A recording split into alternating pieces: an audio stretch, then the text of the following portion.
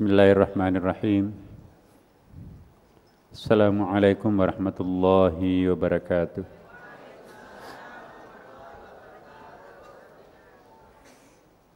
Alhamdulillah. Alhamdulillah wa syukurillah wa salatu wassalamu ala rasulillah wa ala alihi wa sahbihi wa man tabi'ahu ila yaumiddin amma ba'd. Ibu-ibu dan bapak sekalian yang sama-sama dicintai, dimuliakan Allah Subhanahu wa ta'ala, kita bersyukur pada kesempatan yang sangat mubarakah ini bisa diberikan kesempatan oleh Allah Subhanahu wa ta'ala hadir di rumahnya dengan niat mengunjungi dirinya dan dengan harapan akan bertambah dekat dengannya. Memang kita tidak sempat menunaikan ibadah haji dekat dengan Baitullah di sana. Tapi ini juga adalah Baitullah. Tidak mustahil kita bisa lebih dekat dengan Tuhan ketimbang orang yang di depan Ka'bah di sana. Sangat tergantung dengan kekuatan batin kita, keinginan kita terhadapnya. Mari kita baca surah Al-Fatihah. Semoga Allah memuliakan kita semuanya. Al-Fatihah.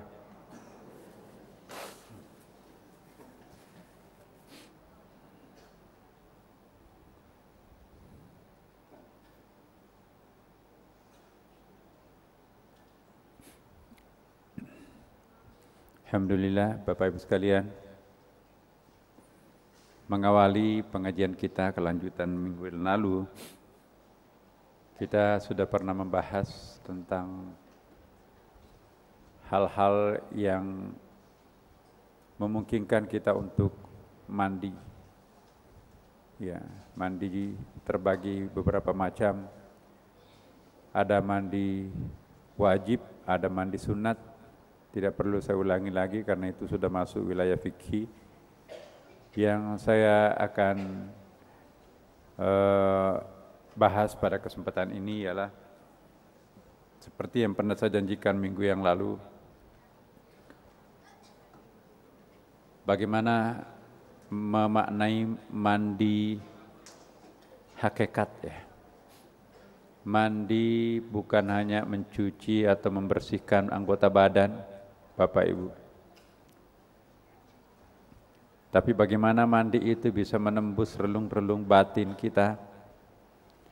Bagaimana mandi ini bisa membersihkan pikiran dan jalan pikiran kita. Bagaimana mandi ini bisa membersihkan jiwa kita. Melenturkan kembali jiwa yang keras. Membersihkan dinding-dinding kalbu kita yang kotor. Membeningkan kembali cermin-cermin nurani kita. Sehingga jika perlu kita akan kembali seperti panca indera batiniahnya para bayi yang tidak pernah ternodai oleh dosa-dosa apapun. Karena itu mandi ini sangat penting artinya Bapak Ibu sekalian. Dari kalangan sufi, mandi bukan saja mencuci dan membersihkan seluruh anggota badan, tetapi juga membersihkan jiwa, kalbu, pikiran, dan roh. Orang dalam keadaan junub, ya, inilah yang harus mandi. Kenapa? Karena ia disebut sebagai dalam keadaan janabah. Junub pernah kita definisikan ialah orang-orang yang jauh dengan Tuhan, orang yang berjarak dengan Tuhan, orang yang memalingkan perhatiannya dari Tuhan kepada makhluk. Karena itu disebut mandi junub diharapkan mampu mendekatkan kembali seseorang hamba dengan Tuhannya. Bapak Ibu sekalian, kenapa perlu segera mandi junub? Dalam hadis disebutkan orang dalam keadaan junub tidak akan masuk malaikat di rumahnya.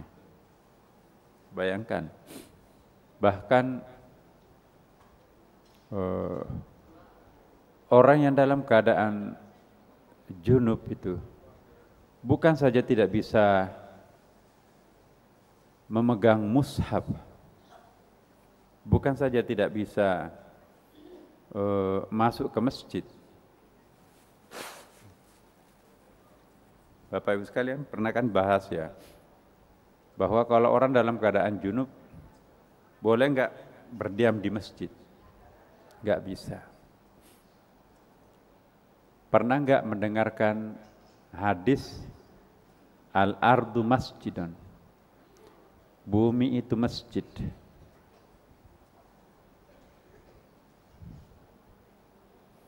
Apa kesimpulannya Bapak Ibu?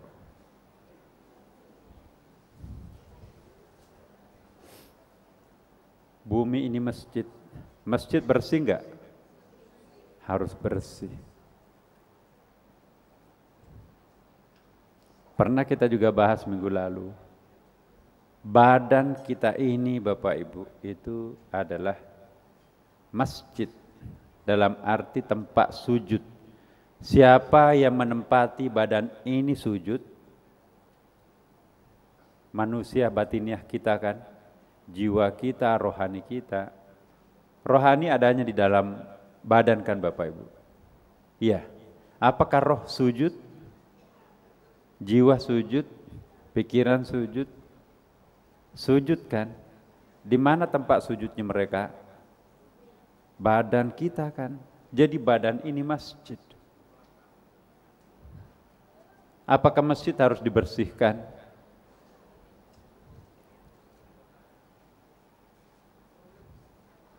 Nah, tapi kita belum paham apa itu mandi junub. Ya, kalau ini sampai di sini saja, pasti ibu bapak akan bingung loh. Kalau begitu junub itu apa sih? Ini yang kita akan bahas pada malam ini. Ya. Mandi junub diharapkan mampu mendekatkan kembali seorang hamba kepada Tuhannya. Kenapa? Karena orang dalam keadaan janabah jauh dengan Tuhan. Karena itu diwajibkan untuk mandi junub. Mandi junub itu mandi untuk menembus pembersihan batin. Ingat minggu lalu juga kita bahas air, ada air lahiriah dalam bentuk water seperti ini. Tapi kita nanti tarik ke garis yang paling halus, air itu juga nanti bisa menjadi cahaya. Ya.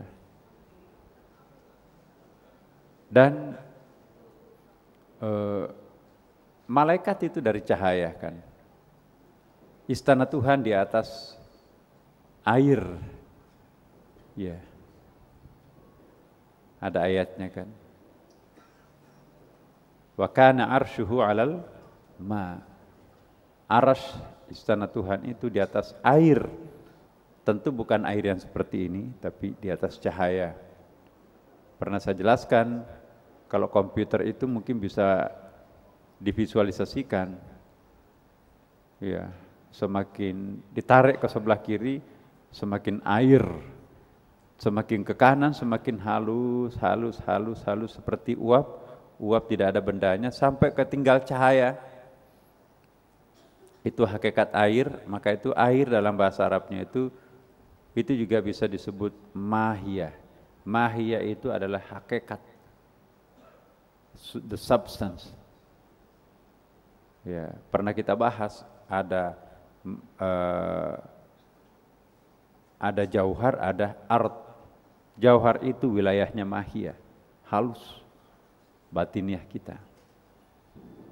Jadi orang yang sudah sampai ke tingkat kesadaran puncak Bapak Ibu sekalian, itu tidak akan mereka sudah bisa sampai ke tingkatan cahaya. Ya, jadi orang dalam keadaan junub berarti jauh dengan Tuhan. Karena itu diwajibkan untuk mandi junub. Iya.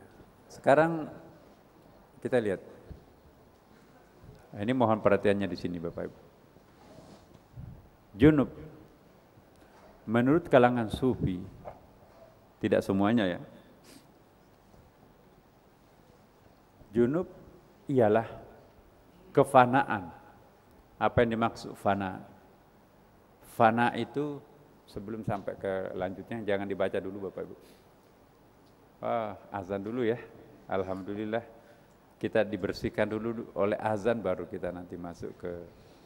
Nah, jangan tinggalkan Bapak Ibu sebelum malam ini kalau tidak menjelaskan, tidak mendengarkan penjelasan junub ini.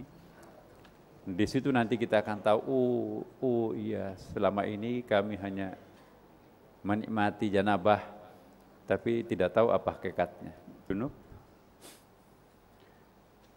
Junub menurut kalangan sufi ialah kefanaan. Fana artinya puncak daripada kesadaran itu disebut fana. Tapi penampilan orang yang sedang fana itu mirip orang yang tidak sadar, gitu kan. Kalau orang sedang fana, saya tidak ingin menyamakan dengan fly gitu ya. Kalau orang sakau di dalam dunia narkoba itu ada yang disebut dengan sakau. Itu kelihatannya nggak sadar. Ya, tetapi kebalikannya ya, itu adalah apa yang disebut dengan fana. Ya. Kebalikan itu adalah fana. Kalau sakau itu fana terhadap iblis, sedangkan fana terhadap Allah Subhanahu wa Ta'ala. Jadi ini yang perlu kita ingatkan, fana di sini adalah suatu kondisi batin di mana seseorang itu berada pada tingkat yang sangat-sangat puncak di dalam pencariannya. Ibaratnya pendaki gunung, apa yang paling tinggi gunung apa? Mount Everest ya kan. Dia sampai ke puncak. Puncaknya itu sampai berteriak, meneriakkan, mengibarkan bendera misalnya dan lain-lain ekspresinya gitu kan. Nah, orang yang juga sampai ke tingkat pencarian terhadap Tuhan, dia pada puncak, dia tidak bisa lukiskan lagi bahagianya seperti apa. Kenapa? Karena apa yang sekian lama mereka cari itu sudah berjumpa. Puncak daripada perjumpaan dua sosok yang saling dicari, saling mencari, itu yang disebut dengan puncak pencarian atau fana. Jadi Bapak Ibu sekalian,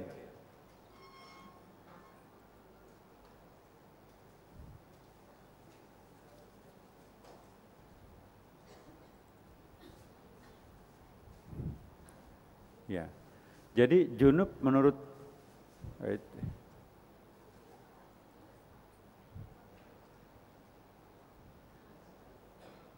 ya.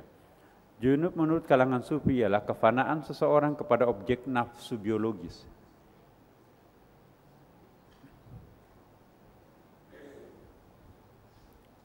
Bagi Bapak Ibu yang ibu-ibu ya dan bapak-bapak, orang yang mencapai tingkat, ini mohon maaf kalau saya bahasakan, orgasme, itu seperti orang yang sedang fana. Puncak daripada segala puncak, nggak tahu apa itu kesenangan atau kenikmatan atau apalah namanya, tapi ada penggambaran di situ orang sedang mencapai puncak, ya orgasme, sehingga ada macam-macam perlakuan orang yang sedang dalam keadaan seperti ini. Nah, apa yang sedang dilakukan mereka itu merasakan suatu kebahagiaan, tetapi sesungguhnya pada saat seperti itu dia juga melakukan suatu pengalihan pandangan. Tadinya tertuju kepada Allah Subhanahu wa Ta'ala, tapi akhirnya dia bergeser, bukan perhatiannya kepada Allah, tapi tertuju kepada sang makhluk. Iya kan Bapak Ibu? Nah, kita boleh setuju dengan pernyataan ini, tapi ini pendapat. Dengan demikian ia turun ke dalam martabat kebinatangan yang lebih rendah dari dirinya sebagai makhluk spiritual.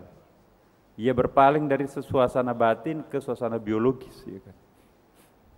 Tadinya makhluk spiritual, diharapkan demikian. Nah, terus karena mereka itu berada pada puncak kesenangan biologis, jadi seperti ada pengalihan. Wajahnya tadinya itu tertuju kepada Tuhan dengan segala macam keindahan kenikmatannya, ini kok tiba-tiba beralih kepada kepuasan biologis. Jadi berpaling dari suasana batin ke suasana biologis. Karena itu ia harus segera menyucikan diri dengan mandi junub, dengan niat untuk kembali memosisikan diri sebagai makhluk yang agung, makhluk spiritual. Nah, maka itu disebut dengan hadatsul akbar, hadas besar.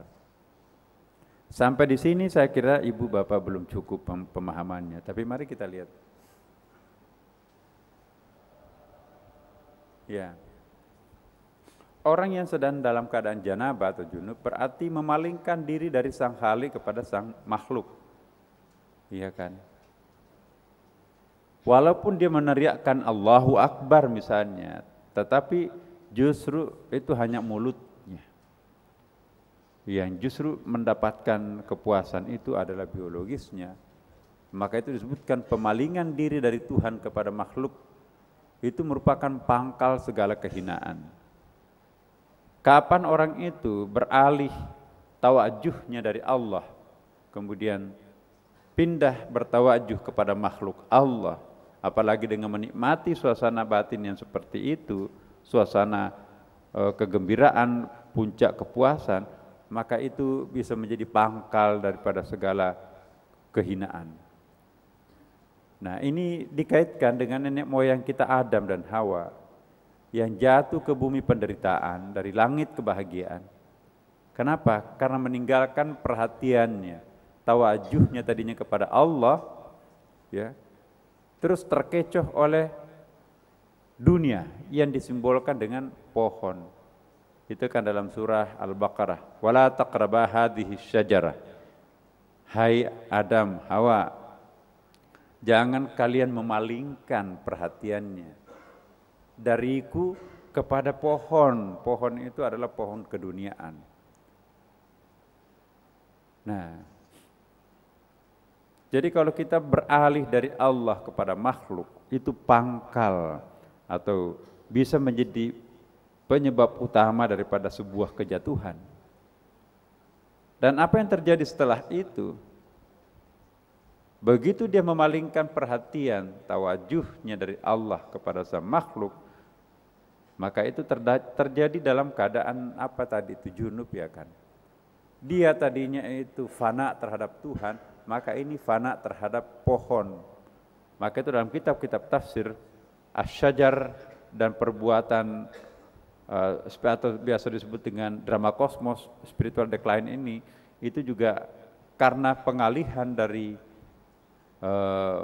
muka kita dari yang seharusnya kita bertawajuh Allah Subhanahu wa taala, dialihkan kepada pohon. Pohon itu lambang daripada makhluk. Pohon itu adalah simbol sesuatu yang dicintai selain Allah. Dengan demikian Bapak Ibu, berarti ada daya tarik selain Allah Subhanahu wa taala. Nah, secara sofistik ya, secara spiritual, maka di situ ada masalah. Ya, sampai di sini bisa ditangkap Bapak Ibu. Saya yakin bisa, ya kan. Ya, jadi jangan nanti dipakai pandangan fikih di dalam menganalisis, menanggapi pernyataan ini. Sekali lagi, pengajian kita di sini adalah pengajian tasawuf. Lihatlah dalam perspektif tasawuf, perspektifnya pun juga tasawuf yang sudah 10 tahun kita di sini. Dengan demikian Bapak Ibu sekalian, mungkin juga mohon maaf ya, di tempat lain juga pengajian tasawuf tapi tidak sebegini ini. Kenapa? Karena memang kita sudah sampai waktunya untuk membaca bacaan seperti ini. Karena kalau enggak itu ke situ terus enggak pernah naik level kita. Nah, apakah ini nanti Bapak Ibu setuju atau tidak, termasuk juga para pendengar yang mendengarkan rekaman ini, ya kan. Ini bukan baru kali ini kita ajarkan seperti ini tanpa ada prolognya bukan tanggung-tanggung 10 tahun atau 9 tahun yang lampau. Saya mohon apa yang kami sampaikan ini tidak menjadi ditanggapi sebagai aliran sesat apalagi ini. Ini sebuah kelanjutan dari proses panjang dan nanti pada akhirnya kita akan masuk sinkronize dengan basic syariahnya. Jadi memperluas wawasan. Nah, kemudian Bapak Ibu sekalian, keduanya harus membersihkan diri jika hendak kembali ke langit kebahagiaan. Adam dan Hawa ya, begitu terkecoh. Tadinya perhatiannya kepada hanya Allah Subhanahu wa taala, lalu dia terkecoh, berpalinglah, dia bertawajuh kepada selain Allah. Menghadapkan mukanya, perhatiannya, inspirasinya, daya tariknya bukan lagi pada tunggal hanya Allah Subhanahu wa taala, terus beralih kepada pohon. Pohon itu sebagai simbol daripada keduniaan, simbol daripada adanya, simbol dari makhluk ya. Dia menggoda itu pohon. Ya. Apa yang terjadi setelah itu? Begitu dia melakukan istilahnya di situ makan buah khuldi. Dalam Israiliyat itu disebutkan bahwa buah pohon khuldi itu mengendap di dalam perut Adam dan Hawa itu sampai 30 hari. Makanya itu kan nanti dikaitkan dengan puasa, kenapa harus 30 hari dalam rangka membersihkan ya kotoran batin itu yang selama 30 hari itu, yaitu Israiliyatnya. Tetapi tunggu dulu Bapak Ibu sekalian, jangan ini diyakini sebagai sesuatu yang benar secara fikih juga lain. Jadi ini adalah perspektif sufistik ya. Nanti perspektif syariah dan fikihnya itu juga tidak bertentangan secara diametrikal ya, tetapi nanti ini akan ada sedikit perbedaan. Tapi perbedaan tidak berarti harus bertentangan. Keduanya harus membersihkan diri jika hendak kembali ke langit, maka dia kan istighfar, menengadah ke langit. Apa doanya Nabi Adam dan Hawa itu? Rabbana apa itu? Dalamna anfusana. Ya Allah, kami telah menganiaya diri kami sendiri. Engkau telah menasihati kami, kamu jangan berpaling dariku, tetapi akhirnya saya berpaling dari engkau kepada makhlukmu. Saya tertarik kepada sebuah daya tarik yang bukan engkau. Ketertarikan sesuatu tidak kepada Allah, tetapi kepada makhluk, kepada objek lain, maka itu bisa difahami sebagai syirik. Nah, jadi pencinta dunia, ini ada hadis. Pencinta dunia itu haram bagi mestinya pencinta di sini ya. Pencinta dunia itu haram bagi pencinta akhirat, dan pencinta akhirat itu haram bagi pencinta dunia. Dan keduanya haram bagi pencinta Tuhan. Jadi Bapak Ibu sekalian, kita sering mendengarkan, wah ini terlalu cinta dunia. Tidak ada lagi akhiratnya orang itu. Akhirnya orang itu mencintai akhirat melulu. Justru Bapak Ibu sekalian, dunia dan akhirat itu sama saja sebetulnya. Dunia itu makhluk, akhirat itu juga makhluk. Nah, disebutkan bahwa pencinta dunia itu haram bagi pencinta akhirat, dan sebaliknya pencinta akhirat itu juga haram bagi pencinta dunia. Memang dua kontradiksi di situ. Namun demikian, siapa yang lebih baik diantaranya itu belum tentu. Jadi jangan memandang enteng pencinta dunia karena kita sudah meninggalkan dunia mencintai akhirat, belum tentu. Di dalam pandangan tasawuf boleh jadi pencinta akhirat itu menjadi hijab juga. Bukan mencintai Allah, hanya mencintai akhirat. Akhirat dengan dunia itu sama-sama makhluk, Bapak Ibu sekalian. Sampai di sini bisa dipahami. Ya.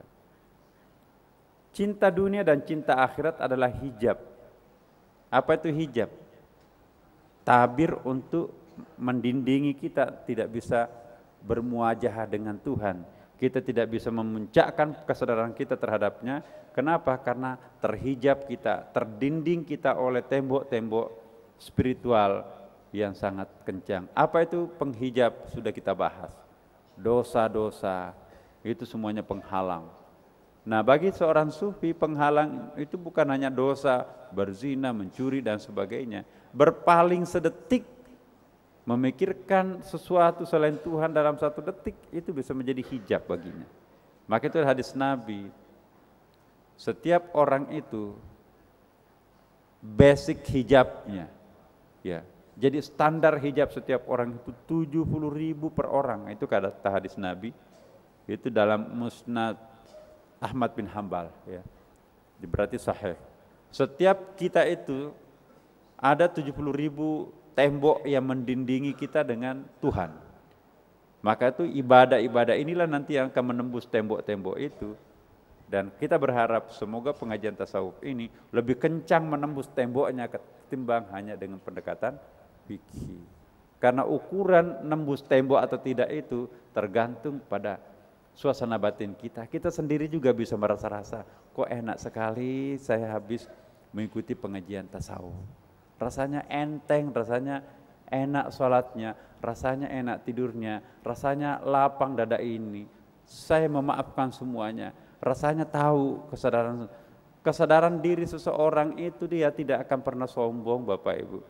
Orang yang sudah ngaji tasawuf itu tidak boleh sombong. Karena siapa diri kita? Kita itu kan sebetulnya apa ya? Seperti kata orang, kita itu tidak lebih dari mobile toilet. Toilet mobile, toilet berpindah-pindah. Coba isi perut kita itu apa? Besok kita akan kurban, apa isi perut kambing kebo itu? Apalagi lambungnya. Itu kan isi toilet itu. Bahkan kalau toilet itu kan tidak pindah-pindah, tapi kalau manusia itu toilet berjalan. Iya kan? Pakaiannya memang mewah, perhiasan emas segala macam. Coba belah perutnya isinya apa? Harum enggak? Gak ada. Sama dengan yang keluar dari yang masuk ke toilet itu kan. Jadi manusia itu sebetulnya satu sisi itu toilet berjalan. Apa yang mau dibanggakan di mata Tuhan? Kita tuh gak ada apa-apanya sebetulnya. Jadi Bapak Ibu sekalian ini, pencinta dunia itu haram bagi pencinta akhirat, dan pencinta akhirat itu haram bagi pencinta dunia, dan keduanya pun juga haram bagi pencinta Tuhan. Jangan bangga kita kan pencinta akhirat. No. Bagi seorang sufi, apa bedanya pencinta dunia dan pencinta akhirat? Ada orang, wah dunia melulu, Masya Allah, nggak ada pikirannya ke akhirat, padahal mereka mau mati. Itu benar, sampai di situ statement itu benar. Ya. Tapi juga ada orang sebaliknya, Masya Allah, akhirat melulu orang itu. Tapi karena begitu cintanya terhadap akhirat itu, dia menghina yang lain. Kalian itu termasuk orang-orang menyesal, nanti kamu pasti hina. Kita coba lihat ini nih, kita pencinta akhirat ini. Nah, padahal yang benar pencinta Tuhan. Belum tentu mencintai akhirat itu fokus mencintai Tuhan secara ma'rifah. Bisa nyambung Bapak kan Ibu, insya Allah. Nah, cinta dunia dan cinta akhirat itu adalah hijab, bahkan syirik. Seperti tadi, jatuh cinta terhadap selain Allah bagi seorang sufi itu musyrik. Apa yang dimaksud musyrik? Menyekutukan Tuhan, dia berbagi cinta. Yang harus bertauhid itu ada 3 Bapak Ibu. Bagaimana mentauhidkan Tuhan? Tauhid ada yang disebut dengan tauhid zati, ada yang disebut dengan tauhid sifati, sifat ya. Ya, ada tauhid af'al, perbuatan-perbuatan. Jadi jangan sampai hanya mulutnya bertauhid tetapi perbuatannya enggak. Jangan sampai perbuatannya sudah sujud memang ya insyaallah tauhid, tetapi sifat-sifatnya enggak. Atau sifat dan perbuatannya iya, tetapi ya zat ma'rifah terhadap zatullahnya kurang, bahkan keliru. Nah, jangan kita bangga Bapak Ibu sekalian. Kita pun juga yang sudah sekian lama, termasuk saya tidak terkecuali, belum tentu kita menemukan apa yang sesungguhnya yang sejati itu. Tetapi Tuhan Maha tahu bahwa hambaku sudah berusaha, sudah berkeringat melakukan perjalanan spiritual sudah 10 tahun. Ya. Kalaupun salah, Tuhan sudah tahu bahwa sesungguhnya kalian walaupun sebetulnya mau ke Blok M tetapi arahnya ke Tanjung Priuk, tapi saya sudah tahu bahwa Anda mencari saya. Blok M bukan di Tanjung Priuk, tapi adanya di selatan. Kenapa kamu ke utara? Tapi Tuhan mengerti bahwa hamba-Aku ini memang hamba-Aku ini memang lemah. Ya. Tuhan tahu dan Tuhan pun menghargai mujahadah yang dilakukan hambanya, sekalipun itu mungkin alamatnya salah. Jadi juga jangan takut. Maka itu harus ada upaya untuk selalu memperbaharui keimanan kita kan. Maka itu selalu kita berwudu, selalu kita mandi, selalu kita salat, selalu kita istighfar, selalu kita bersyahadat ulang. Karena siapa tahu nanti ya, suara-suara hati kita itu bertentangan dengan kenyataan yang dikehendaki oleh Allah. Tapi untung Allah Maha Pengampun, Maha Pengertian, sehingga hambanya pun yang keliru, tapi niat untuk mencari dirinya sudah dia faham. Ya, sama dengan kita kan, sebetulnya pembantu kita itu atau ya sebutlah pembantu, dia niatnya sesungguhnya sangat bagus, atau anak kita niatnya sangat bagus, saking cintanya terhadap kedua orang tuanya, tapi salah di dalam mencintai kedua orang tuanya, menimbulkan problem dengan tetangga misalnya. Jadi ya kita harus maklum, dan Tuhan pun juga melakukan hal seperti itu. Kalian wahai hamba-Aku itu keliru, bukan begitu caranya, tapi saya menghargai engkau. Ya. Sekali lagi, kenapa kok Tuhan pelit, tidak mau memperkenalkan dirinya secara transparan terhadap hambanya? Bukan Tuhan pelit, tapi kata penyair Jalaluddin Rumi, apa artinya sebuah cangkir untuk menangkap samudra? Kapasitas harddisk kita cuma berapa giga untuk menangkap yang unlimited tanpa batas Tuhan itu. Jadi Tuhan itu memperkenalkan jendela sempit untuk mengenali dirinya yang disebut dengan Asmaul Husna itu. Jadi lorong-lorong rahasia mengintip Tuhan itu Asmaul Husna. Kenapa hanya segitu? Itu pun juga kita enggak paham. Satu saja kita enggak paham tuntas, apalagi 99, apalagi kalau transparan.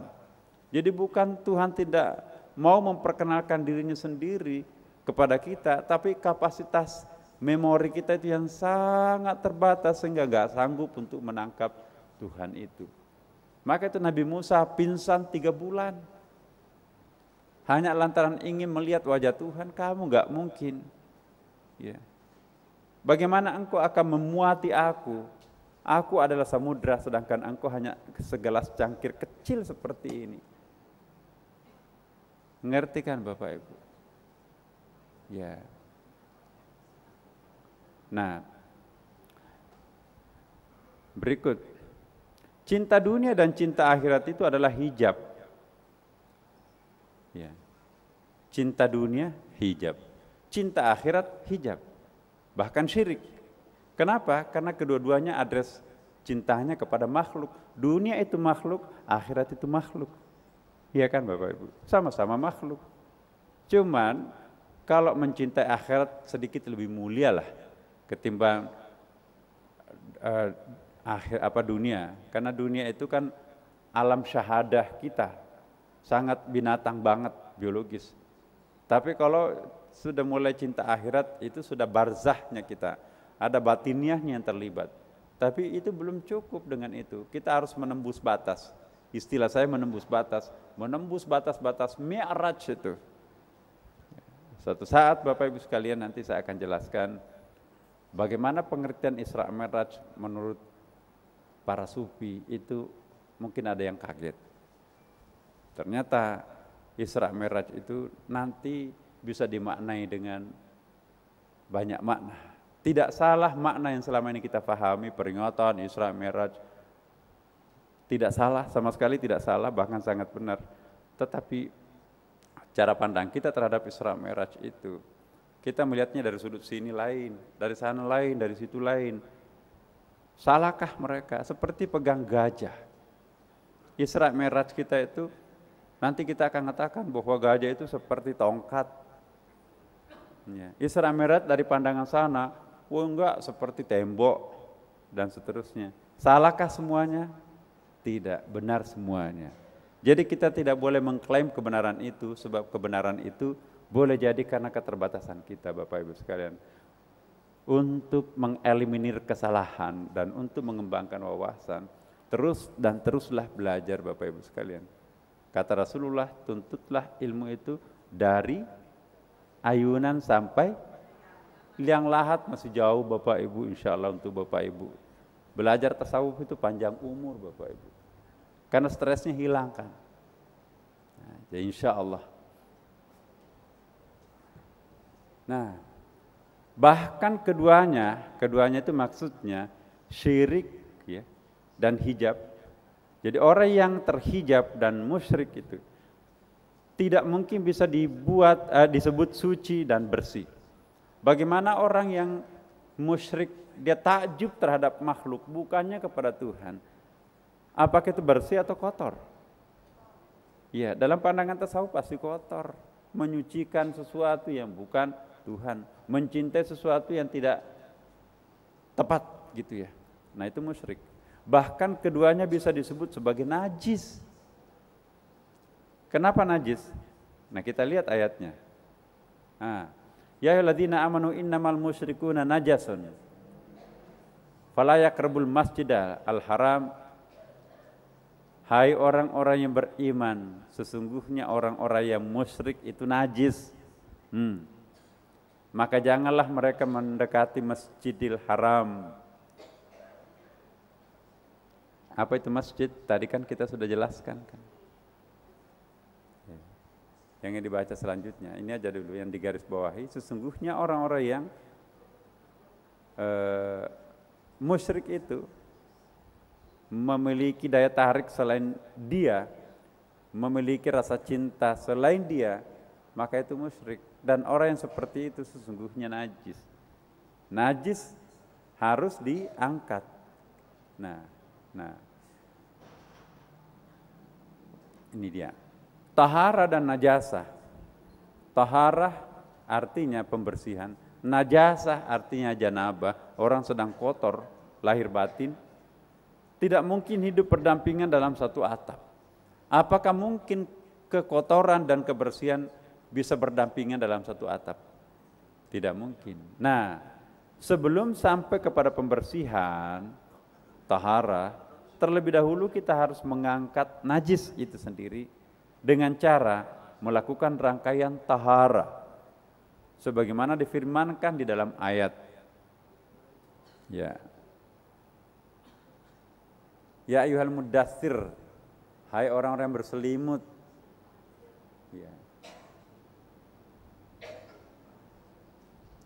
Di sini kita lihat di dalam tafsir Isyari, Bapak Ibu sekalian.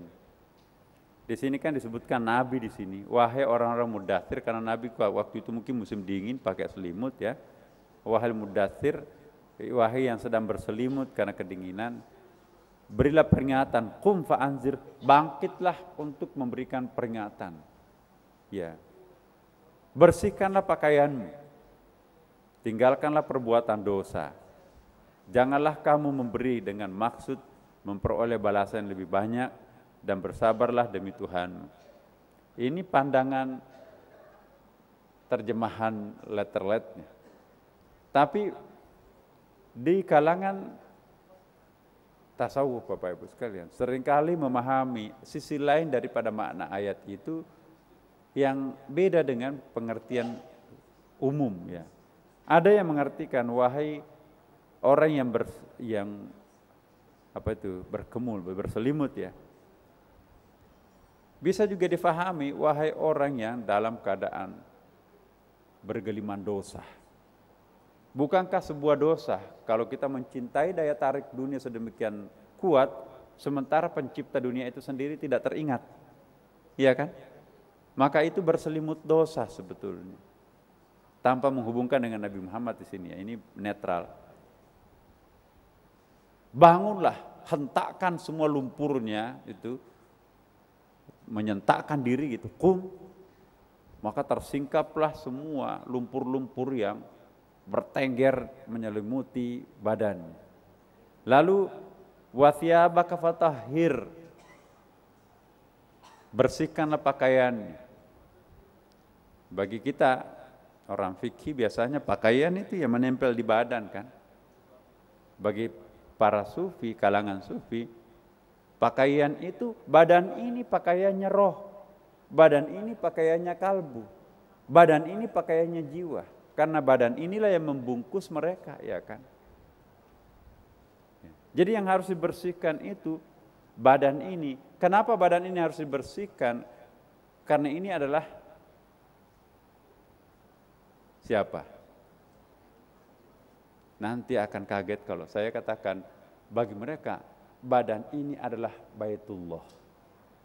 Karena rumah roh. Roh itu siapa? Wa nafakhtu fihi min ruhi. Lalu aku install, aku tiupkan ke dalamnya rohku. Siapa itu? Di dalam diri kita ada lahut, ya kan? Ada unsur divine. Ya. Divine aspek ada dalam tubuh kita.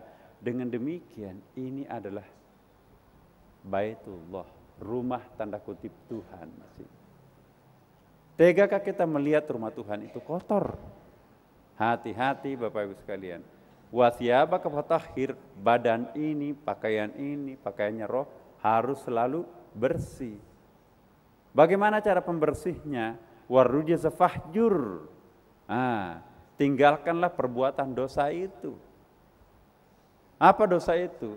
Bagi dosa kita yang selama ini orang awam melakukan perzinahan, pencurian, bohong, munafik dan sebagainya. Tapi bagi para sufi,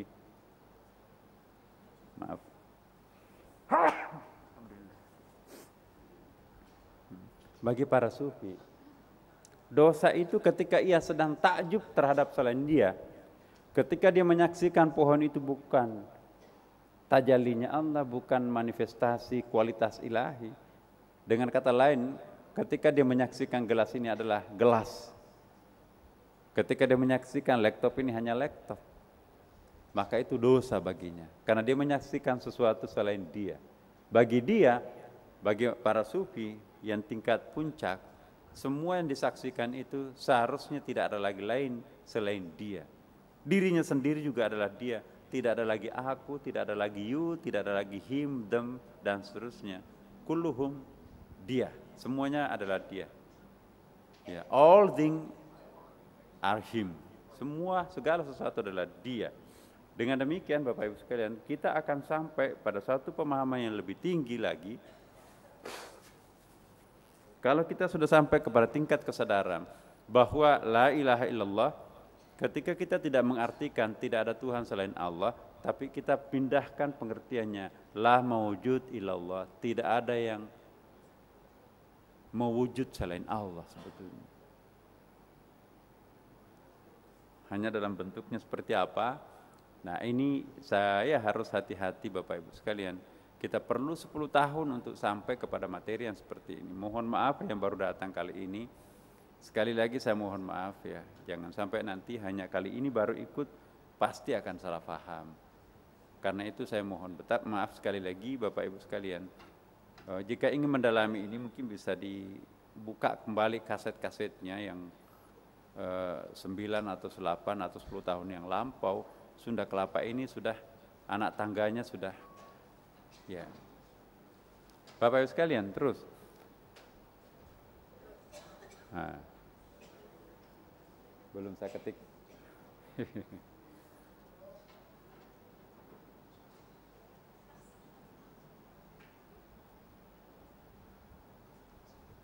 Iya, kita lihat ayat ini Bapak Ibu. Hai orang-orang yang berselimut, bangkitlah, hentakkanlah. Itu coba kalau mungkin Bapak Ibu pernah banyak tidak pernah melihat kebo. Saya dulu pengembala kebo ya. Jadi tahu persis di kampung itu kalau kerbau itu habis berlumpur di lumpur. Ya, mandi di situ sambil tiduran di lumpurnya hitam. Begitu kita akan pindahkan ke sebuah tempat, itu memang berdiri dia goyang-goyang badannya kan, goyangkan badannya, semua lumpur-lumpur yang melekat itu berjatuhan kemana-mana kan, tapi masih ada yang melengket, ya. Baru kita pergi mandikan, kasih minum, ya, enak, sambil bertengger di pundaknya, mercy, mercy-nya Tuhan kan. Ya, jadi gitu, naik. Nah, setelah mandi, bersihkan. Jadi bangunlah lalu bersihkanlah. Berilah peringatan dulu, beri peringatan. Nabi kan beri peringatan. Bersihkanlah pakaianmu. Wa thiyabaka fatahhir. Ya, pakaian Bu, Bapak. Di dalam Al-Qur'an pakaian itu jelas-jelas itu bukan hanya berarti pakaian baju. Karena ada ayat libasut taqwa, ya kan? Pakaian ketakwaan itu. Ya. Belum tentu jilbab itu pakaian ketakwaan. Pakaian ketakwaan itu, baju itu Bapak Ibu sekalian. Ini baju yang kita gunakan itu bajunya atau pakaiannya badan. Tapi bajunya rohani kita apa? Rasa malu, al-haya. Ya. Ada orang, seperti saya ulangi sekali lagi pernyataan saya, dia sudah pakai jilbab, yang terbungkus itu aurat lahiriahnya, tapi tidak bisa membungkus aurat rohaninya. Aurat spiritual itu seperti egoisme, ya, ananiyah, inniyah, banyak istilahnya tuh. Dia suka memamerkan kehebatannya dengan mengungkapkan ke orang lain. Wah, anak saya, wah suami saya, wah istri saya, wah murid saya, wah teman saya, segala macam. Padahal sambil pakai jilbab tuh. Jadi badannya tertutup rapat, tapi aurat rohaninya telanjang bulat. Ada orang, ya pakaiannya biasa-biasa tuh, kelihatan rambutnya, tetapi sangat disiplin memelihara, menutup aurat rohaninya. Tidak pernah ada aibnya orang yang keluar dari mulutnya. Bahkan motonya, silahkan kalian hancur tapi tidak boleh karena mulut saya. Ada orang yang berjilbab, jangan hanya perempuan ya, ada laki-laki juga yang menutup auratnya. Tetapi bergelimpangan orang yang hancur setiap hari melalui mulutnya. Ada orang yang dibongkar aibnya, ada orang yang difitnah, ada orang yang dimaki-maki. Itu telanjang bulat aurat rohaninya. Orang yang menutupi aurat rohani dipancing untuk membicarakan aib saudaranya, tetangganya, enggak. Ya. Pak, bagaimana tanggapannya tentang tetangganya yang gitu banget itu? Oh ya, I have no comment. Bagaimana Pak pandangannya tentang ini? Kalau yang telanjang bulat, oh iya saya tahu banyak, oh begini. Padahal dia tahu 5, dia ceritakan 10, sudah dosa rangkap itu. Mengungkapkan aib saudaranya sekalipun itu benar, dan yang kedua dibumbui dengan kebohongan. Nah, apakah ibadahnya orang yang telanjang diterima Tuhan enggak? Nah, syarat untuk diterima ibadah kita harus menutup aurat. Aurat apa yang harus ditutup? Apa hanya aurat badan? Jangan heran Bapak Ibu, kita sudah pakai mukena kok, tapi kok nggak bisa khusyuk dalam salat. Iya mukena, tapi rohaninya telanjang tuh. Sambil pakai mukena, dia bicarakan aib tetangganya sendiri. SMS sambil pakai mukena, disebarkan forward kemana-mana. Bagaimana salat kita bisa diterima? Bagaimana salat itu bisa khusyuk? Bagaimana doa itu bisa dikabulkan kalau kita telanjang bulat? Tidak sopan, iya kan? Karena itu Bapak Ibu sekalian, kalau ingin menikmati kedekatan diri dengan Tuhan, bersihkanlah bukan hanya fisiknya tapi juga batinnya. Tutuplah auratnya, bukan hanya aurat lahiriahnya, tapi juga aurat batinnya. Ya, insya Allah kalau dengan demikian nanti Bapak Ibu dan kita semua mudah-mudahan kita akan semakin dekat dan dekat, summa dana fatadalla, dan dekat lagi kepada Allah Subhanahu wa taala. Dan kalau kita sudah dekat dengan Tuhan sedekat-dekatnya, mau minta apa lagi Bapak Ibu? Doa sudah semakin pendek. Ketika orang sampai di puncak, mulut sudah tidak mau terbuka minta apapun. Ya Allah, aku harus minta apa lagi? Engkau adalah puncak daripada segala puncak dambaan setiap orang. Engkau sudah dalam genggamanku dan engkau sudah menggenggamku. Mau minta apa lagi? Surga? Enggak tuh. Takut neraka juga enggak. Nah, karena itu mari kita latihan riyadhah Bapak Ibu. Malam ini malam Jumat. Riyadhah caranya kurangi tidurnya malam Jumat. Itu kesimpulannya. Kalau nggak bisa setiap malam mengurangi tidurnya para sufi itu tidur ayam. Jarang tidur. Tapi kalau nggak biasa Ibu, pelan-pelan aja dulu lah. Tadinya bangunnya jam 6, enggak, jam 5 lah. Tadinya bangun jam 5, tarik lagi, bangunnya jam setengah 5.